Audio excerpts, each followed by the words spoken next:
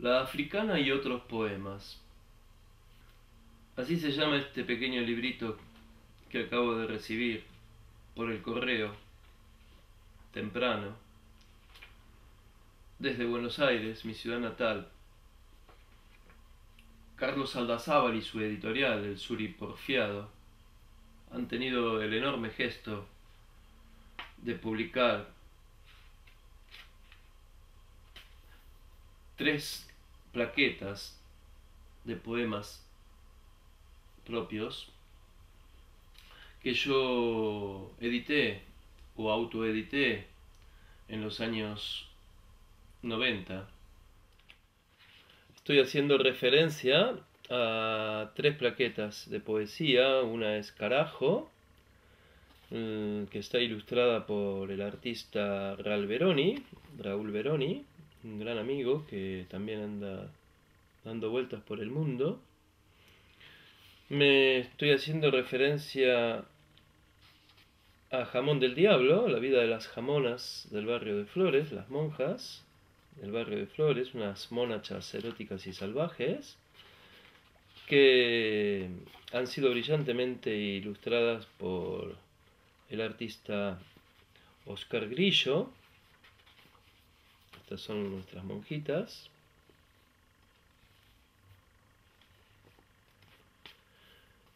Y estoy haciendo referencia a mi abuela la africana en una plaqueta que fue ilustrada por mí mismo. ¿Fin de época o fin de épica? Es que estoy hablando de hace 20 años atrás. Una época en que teníamos muchas esperanzas los jóvenes, éramos muy jóvenes, teníamos mucha voluntad de hacer cosas. Y sí, escribíamos nuestras plaquetas de poesía, verán que también hacíamos nuestras revistas de poesía. Había todo un mundo convulsionado posterior a la dictadura militar, donde queríamos explotar con nuestra juventud y a la vez con nuestro quehacer cultural y literario. En los 90 nos encasillaron, pero veníamos de los resabios de los 70 actuando en los 80. Queríamos poner en práctica aquello que nuestros hermanos mayores, los desaparecidos, esta generación lamentablemente asesinada por la dictadura, que era una generación pensante, una generación de la cual nosotros esperábamos una victoria, y a la final tenemos que aprender de su derrota. Cuando me refiero a que se hacían muchas publicaciones para ese entonces, estoy hablando de centenares de publicaciones alternativas.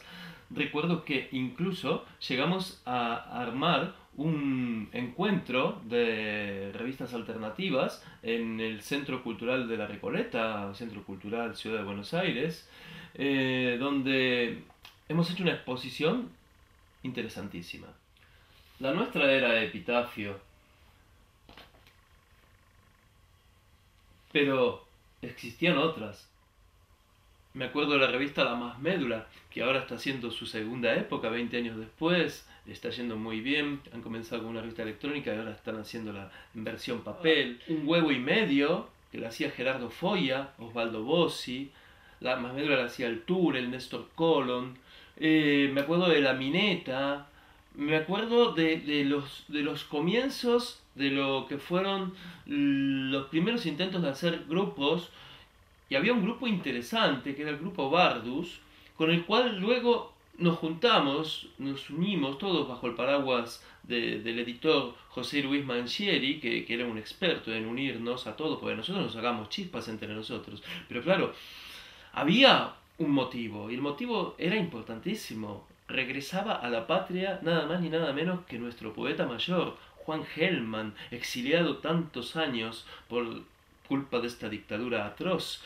Y regresaba a la patria y había que rendirle un homenaje, una bienvenida. Y así lo hicimos, y llegamos a darnos centenares de jóvenes en el Centro Cultural General San Martín. Previo hicimos un encuentro con Juan Gelman en el Museo Sibori gracias a la gestión de Hugo Monzón y, y pudimos darle ese abrazo y él ese abrazo a nosotros y hicimos una caravana, una marcha con una bandera que, si no me traiciona la memoria, decía "Tras los sueños perdidos", y recitamos nuestros poemas en el medio del obelisco a la gente que pasaba. Éramos jóvenes, teníamos sangre en las venas, embriagándonos, nos agarrábamos a las trompadas, pero leíamos nuestra poesía en público y finalmente Juancito Gelman, y estoy hablando del actual Premio Cervantes de poesía, nos unió. Sí, Mancheri y Gelman nos unieron. Después todo el mundo se desunió otra vez, pero esto es lo que había. Y en la medida que se va recortando el objeto de estudio de esta generación de los 90, piensen ustedes que estamos hablando de centenares y sin embargo fuimos algunos los que fuimos quedando gracias a la pluma de algunos periodistas. Por ejemplo, el bueno de Jorge Bocanera nos convocó una vez para armar un artículo para la revista Crisis, una importante revista de la época, y bajo un artículo denominado Desnudos bajo el arcoíris de fuego, nos juntó a unos cuantos, ¿no?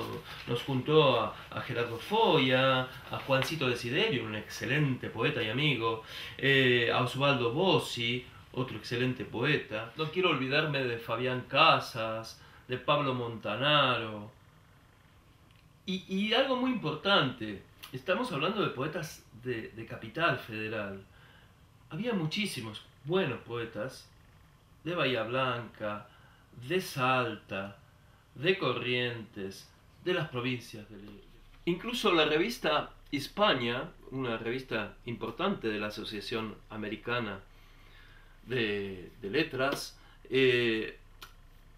recibió un artículo y fue publicado por la querida Lea Fletcher, que también tuvo buenas intenciones con estos jóvenes poetas que rondábamos por la calle Corrientes haciendo nuestras revistas y diciendo a voz alta nuestra poesía.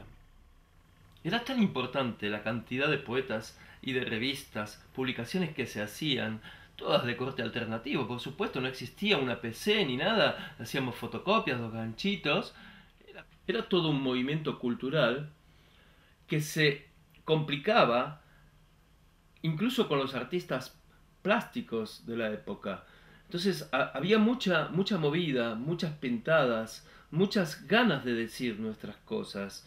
Incluso me tocó hacer una ponencia, un moderador de una mesa de revistas de poesía en el contexto de la bienvenida de regreso a Juancito Gelman, y hemos participado con nuestras publicaciones en lo que fue un encuentro nacional de poesía que se hizo en distintos índex de Buenos Aires, tan importantes como Liberarte, el Centro Cultural Rojas, el San Martín y la librería Gandhi en ese momento. Y la gente que nos juntó, que nos hermanó, que nos amparó bajo ese paraguas que hablábamos de afecto y ternura y de amor y de lucha, no nos juntó porque sí, nos juntó porque sabía que había algo que nos unía. Y eso que nos unía, ahora 20 años después, lo puedo comprender.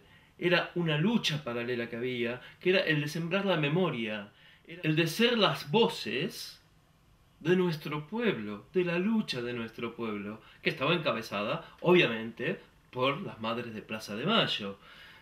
Nosotros hacíamos nuestras revistas, hacíamos nuestra poesía, pero decíamos cosas.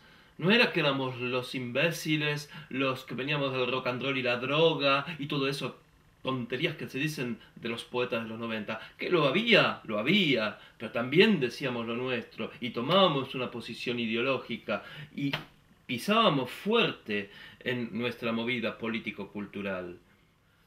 Y firmábamos solicitadas en los diarios en contra de la ley de obediencia debida, del punto final, del indulto. Viajamos inclusive una delegación, todos hermanados, a Chile para decirle basta a la dictadura de Pinochet y hacer ese encuentro que también organizó Gerardo Foya, y poniendo nuestra posición, compartiendo nuestros poemas con los hermanos chilenos.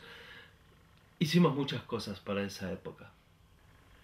Y ahora me encuentro en Cataluña, 20 años después, no sé quién habrá sido el que dijo que 20 años no era nada, haciendo travesuras como la cabalgada de poesía, 5 años juntando a los poetas locales y de las comarcas en función de recitar sus poemas, con una publicación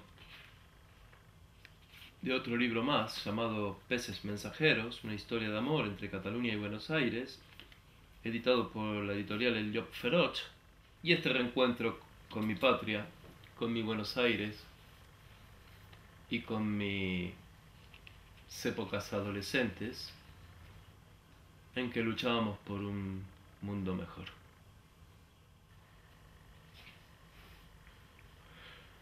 Pero un mundo mejor al mejor estilo de lo que plantea en su brillante prólogo mi querido amigo Emiliano Bustos. Gracias Emiliano por lo que has escrito sobre mí. Y toda esta movida no hubiera sido posible sin la atención, sin el abrigo, sin el trabajo, sin la militancia de mi querida amiga Lilian Garrido, a quien te agradezco muchísimo todo lo que has hecho.